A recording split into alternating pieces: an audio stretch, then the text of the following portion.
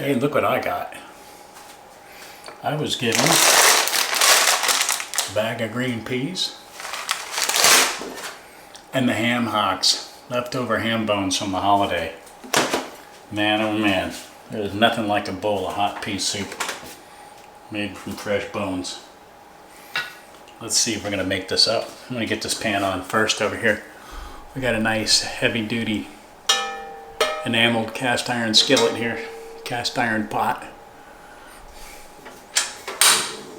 Get that guy on low just to get the heat started in there. Gonna use my trusty vegetable peeler. Believe it or not, these things are sharp. They'll take off a fingernail. Let me get in there. They'll take off a fingernail, they sure will. And if you turn that around, and I'm no good at this, turn this thing around, you could scoop out the seeds out of a cucumber. So when you're doing hundreds, just turn that thing around, peel it, split it down the middle, and slice it right down the middle. That'll yank the seeds out. Not many people know that. All right, let's peel a couple carrots. I'm kind of following the recipe on the package just to see how it comes out. And then we'll come back in a little while and we'll maybe make a couple biscuits to go with this, right?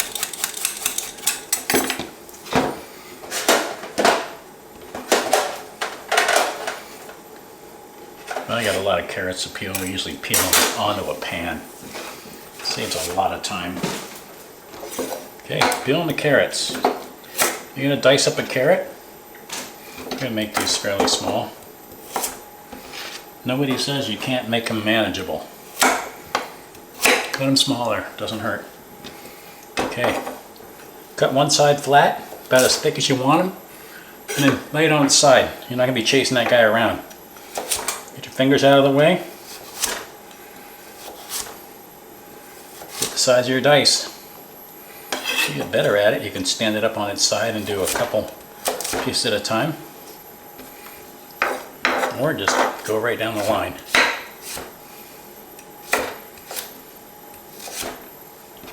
That's a basic, oh man, that's a basic diced carrot.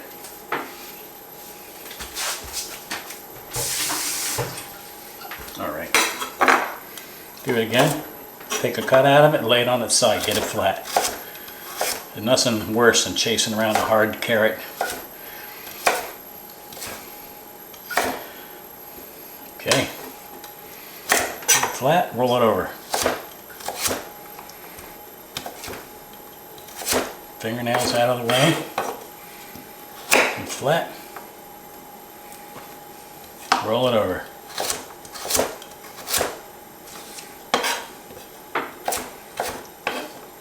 You can get your size that you're looking for.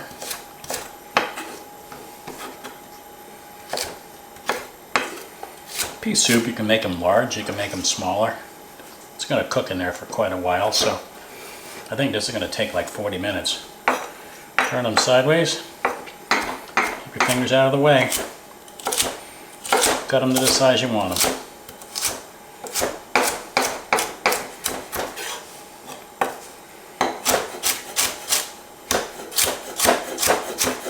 You don't have to chop up and down. Leave that tip down on your wood. Slice down into it and then rock away from you. Get better aim that way. Alright, our pan's pretty hot. We're going to stick about a tablespoon of butter in there. Maybe a little more than a tablespoon.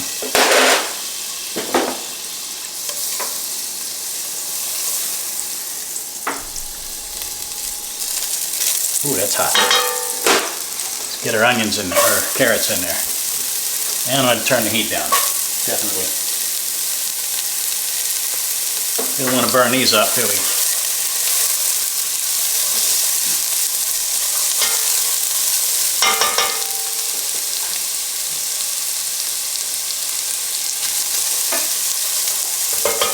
Alright. I got an onion that I started the other day. I'm going to use 2 medium carrots.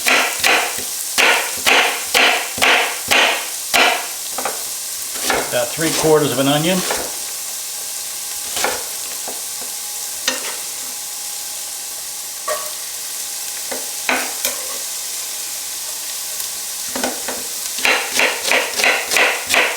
This is a bag of 12 ounces of green peas. Split green peas. That means they peel them, cut them in half, makes them easier to cook. If you want them super gooey, you can always soak them. A lot of beans, they suggest you soak them for a while. It helps them split open. Right. We're going to throw some celery in there too. Celery's good stuff. Got good flavor. Celery, now, when you're looking at celery, a little different. It's only about that fat, you know. So, push it down flat. There, that's all. Now you get your size you want, big long sticks. Sure, it's going to be ugly if you're doing it at your home. You're just going to cut it up anyway. It's going to disappear into your soup. And cut your sizes. Keep your fingers out of the way. Keep them rocking out of the way. When it's fatter like this, it's a little bit different. We're going to go right down the middle with it. And now turn it on its side like we did the carrots.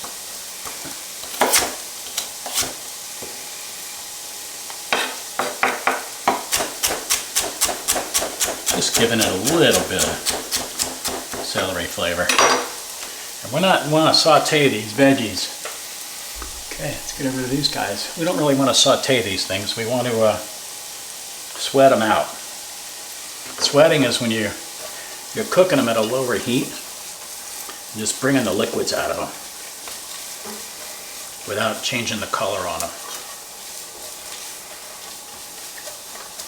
Okay, that's going to take us a few minutes. Okay, get that heat back up here, about a medium or so. Meanwhile, the package says garlic. The package says cloves of garlic, which is not something I've ever put really in pea soup. Garlic, peel it, give it just a little pop to break that skin off. Okay.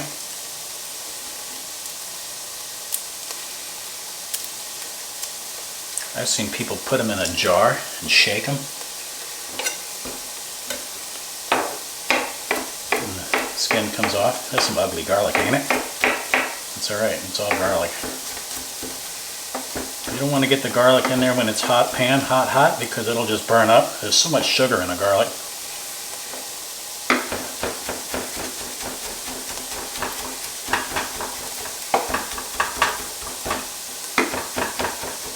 Just want to give it a little bit of flavor. And since we're sweating this, I want to get this right in the pan.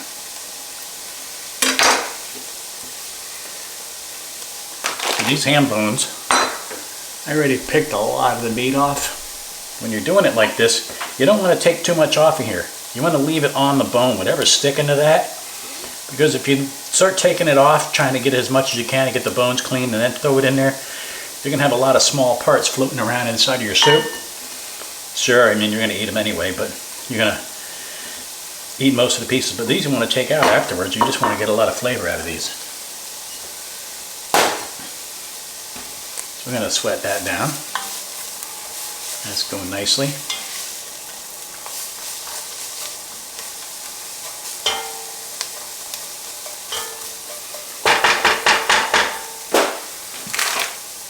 Look at that ham. Isn't that beautiful? That's like the holidays.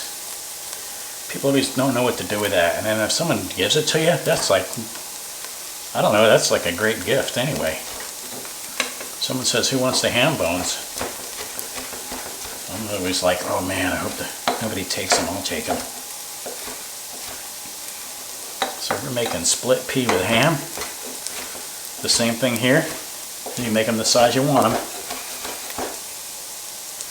Little chunks of fat in there. That's nice. Let's get that out of the way. These came off the ham hock. This is like the best part right here. Same thing I did before. Make a flat spot. That ham hock's got the best flavor.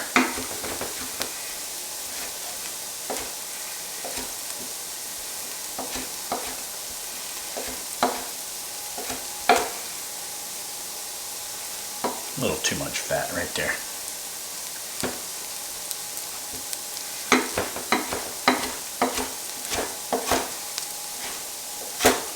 So Grandpa said, "Who wants the ham bones?" I said, "Oh, I do."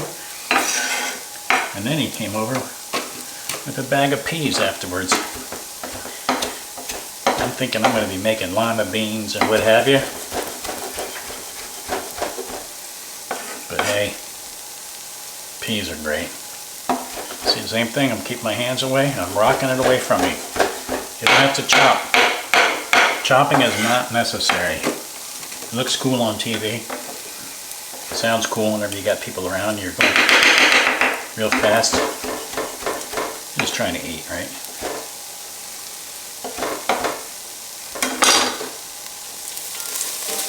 This is sweating up nicely over here.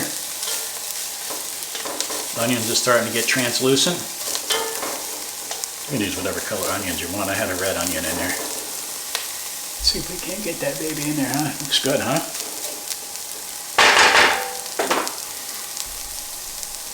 Back over to the ham. So we got some good sized chunks. This is going to be more than enough for the amount of soup we're making. No bones in there. Beautiful. Get those out of the way. We'll get them in a minute. Now you don't want to use a whole lot of salt in this because ham's pretty salty. The bones are pretty salty. But I'm going to use one of those bouillon cubes that we talked about. Just one chicken bouillon cube. You can use ham base if you can find it. And we're going to use a bay leaf. And we're going to use some thyme. This is thinning out real nice. Package says 1 pack of peas, 12 ounces, 6 cups of hot water, or water. In our peppers and onion, or our carrots, onion, and celery. That's called a mirepoix, by the way. M-I-R-P-O-I-X. That is the base for many soups, sauces. They use that and they cook that down as a base flavor.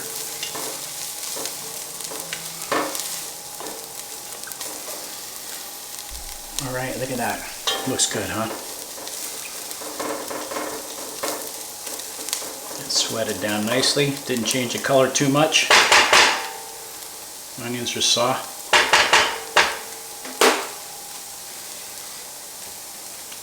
I'm going to go ahead and put that bouillon cube in there right now. Break it up a little bit. We could definitely use chicken broth, the box or the package with the liquid. Get that broken in there, mixed in real good.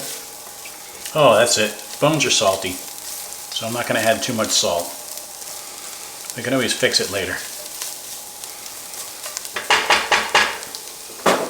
Now, I don't know, I'm going to use about a teaspoon of thyme. You don't want to put too much thyme in there. I'm going to use 1 bay leaf.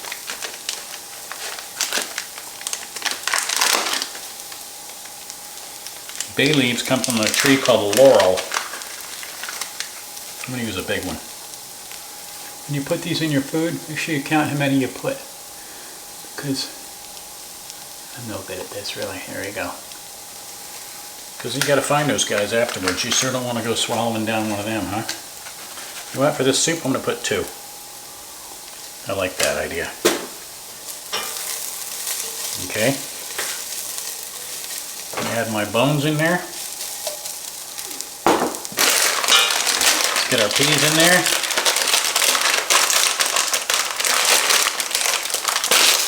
Oh, what a mess. Get our peas in there. I'm not going to edit that out later.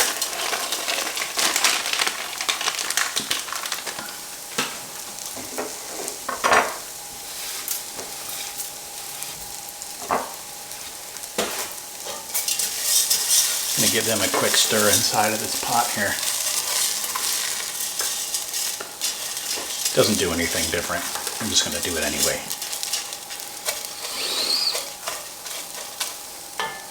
And we'll put in our 6 cups of water.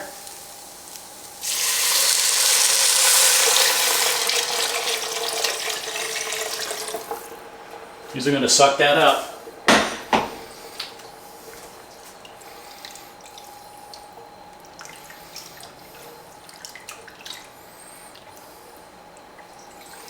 And drop our bones in there.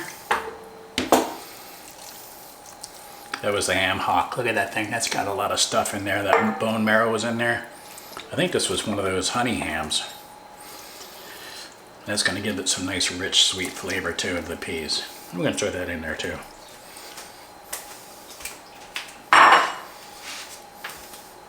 So we're going to get this to a boil. I'm going to cover it, turn it down to low, medium, and then take about 40 minutes.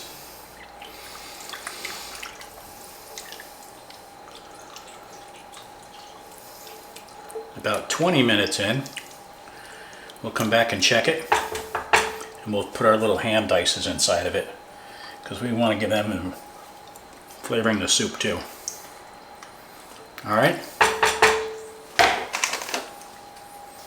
back in a minute.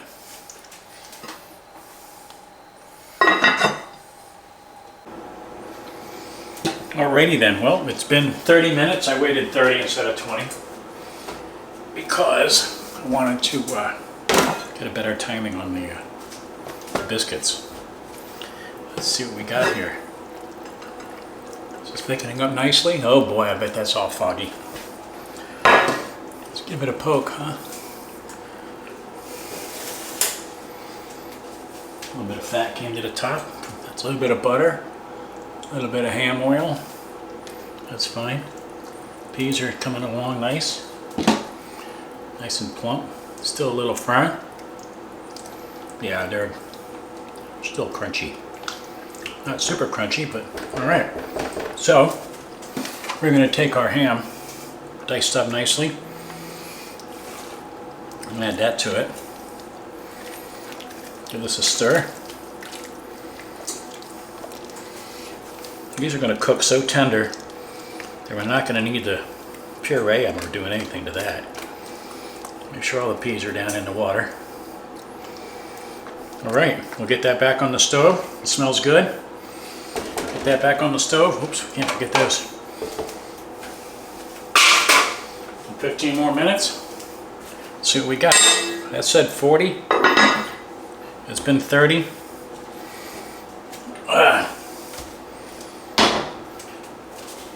I got that out of the way over here so we can make some biscuits. We're going to make just a basic all-purpose biscuit mix, baking mix from the local grocery store. It says 2 1/4 cups of all-purpose baking mix, 2/3 cup of milk, and preheat oven to 450. Oven's preheated. I already turned it on. We got this, and we got that. More stuff. Gonna get it into a bowl and get it all together. This is for see in the morning. You don't have to go to the drive-through. Make a few of these up. You can freeze them, cut them, freeze them, and then in the morning you can pull a couple out, fry up some sausages. You got it made. All right, here's your 2 1/4 cups, 2/3 cup of milk. Sometimes the stuff gets sticky. Just work it around a little bit. Let's see what we end up with.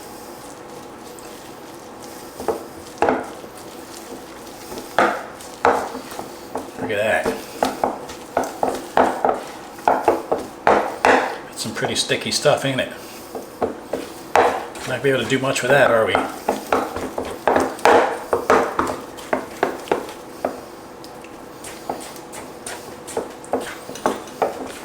So, looks like we may have to add in a little bit more. I'm going to put another couple tablespoons in there. Just because I think so. Now you can make drop biscuits. You just take this with a spoon and just scoop little spoonfuls out. Drop them onto your pan. Shove them in the oven. Okay, that's a lot better. That's a little drier. Okay. It says on a hard surface with a little bit of baking mix on it. Get it down in there and knead it 10 times. Yeah, it does make a mess. Okay, I mean, it does make a mess. So, I'm going to try to clean this off just a little bit. Okay, so get it, pat it out, make it so it's not so sticky on your hands. Remember how we kneaded it? Roll it once, roll it down again, push it away. Turn it, roll it in, roll it down, turn it away. 3, 4, when you're doing that, get up any bit of your extra bits that's down here. You want all that stuff, huh? 5, 6, 7, it's coming together nicely, huh? 8, 9, 10. And when you're making fresh biscuits, you're using your flour, your baking powder, baking soda sometimes. Depends on how much buttermilk you got in there. You would just kind of gather it together and just let it sit for a few minutes because you don't want to go kneading that stuff too much, but you want to have a little bit of structure. All right, I'm going to wipe my hands off real fast.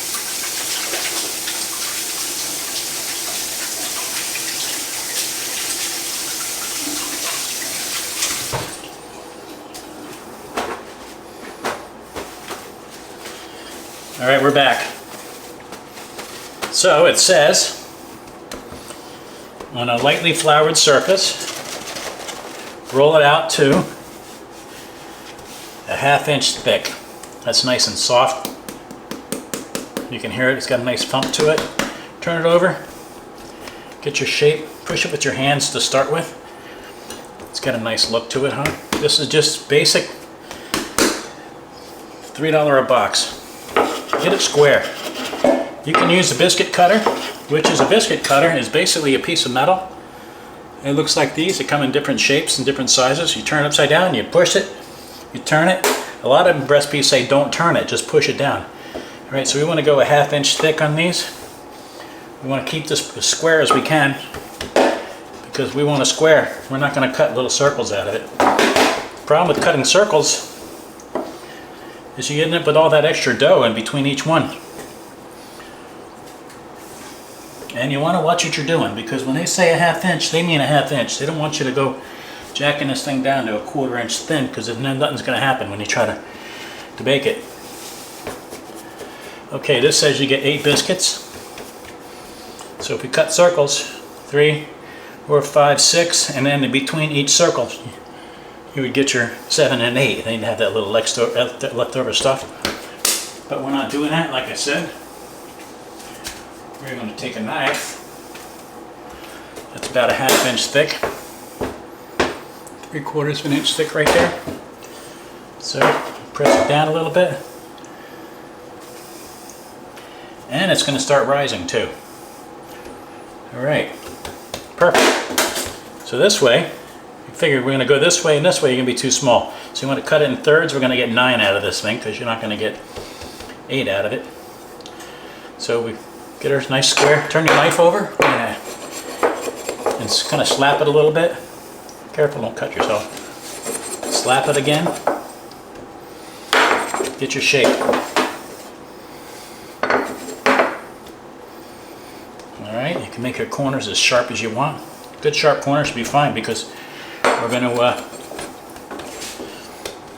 end up with squares.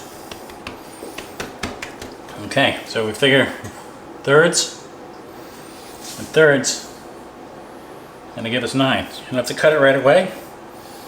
Look and see what you got. I think it looks pretty good. You go 3, turn it this way, 3. That's just going to be perfect size for a small egg in there, piece of sausage on top of that thing. 2 of those guys in there, and off you go. Okay, it says you put it on an ungreased cookie pan. Let's move back over here a little bit.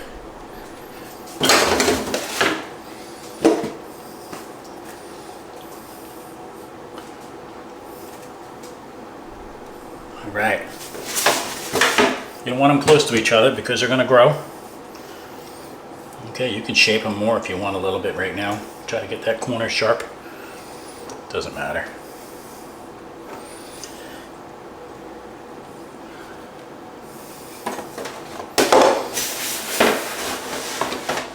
All right, here we go.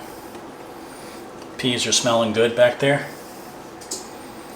Look at that, they're not even close to the same size, but that's fine. All right, oven's preheated to 450. What does it say? Preheat oven to 450. Combine ingredients in a mixing bowl until soft dough forms. Turn the dough out. Serve as dusted baking mix. Knead about 10 times. Roll dough into 1/2 inch thickness. Cut with a biscuit cutter. Put on ungreased baking sheets. Bake 8 to 10 minutes or until golden. Let's shove it in there and see what happens, huh?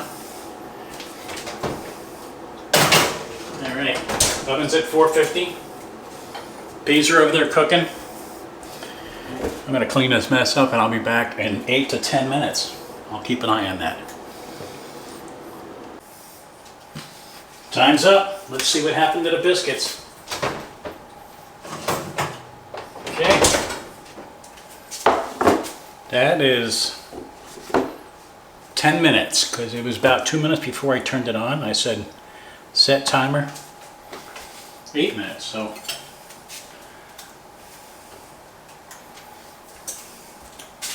let's cut one of these guys open and see what we end up with.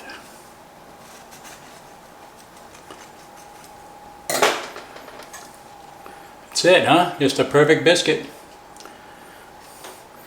So you can take those and freeze them individual. Do what you want to do with them. 2 in a pack. So make 2 at a time. Breakfast or 4 in the pack or whatever you want to do. Let's get that out of the way.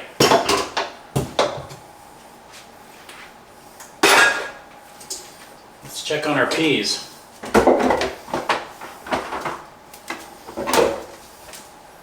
Silicone trivet.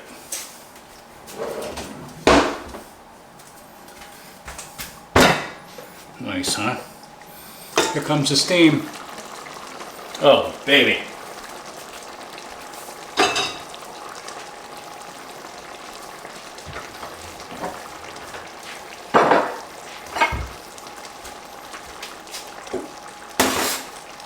Can you hear that boiling? Oh, that's making a beautiful sound, isn't it?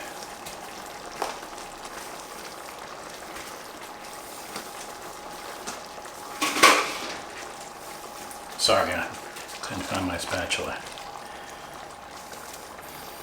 Look at those peas. We gotta get down in there. We really do.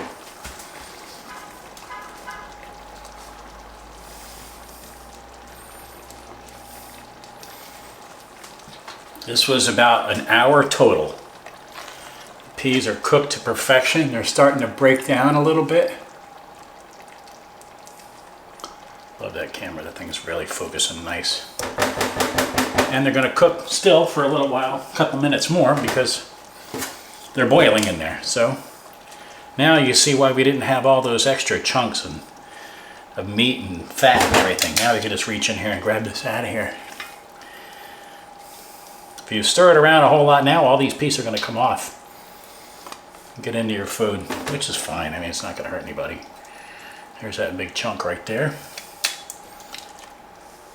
There's that big piece of fat, which some people like that. Let's find our bay leaves. Here's one of them. There's 2. We knew we had 2, so now we can just give this a little stir. It's a little sticky to the bottom. That's fine.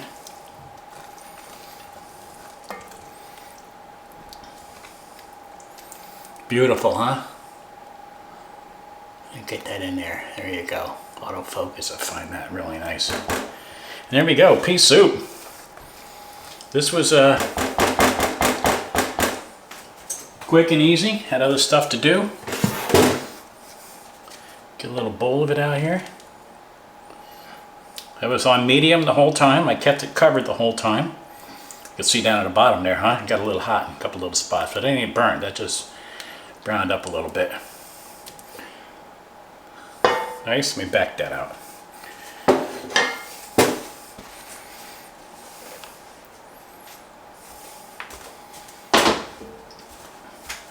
those silicone trivets. Those are great.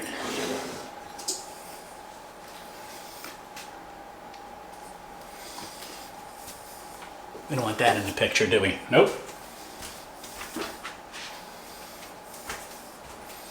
And I'm gonna put a buttered biscuit on there. We're not even gonna butter that guy. Look at that, that's like picture perfect. All right, kid. Pea soup, you can use any kind of beans you want. Just follow the recipe. It may tell you a little bit longer. Use black beans or kidney beans, pinto beans. I like the butter beans. Those are excellent.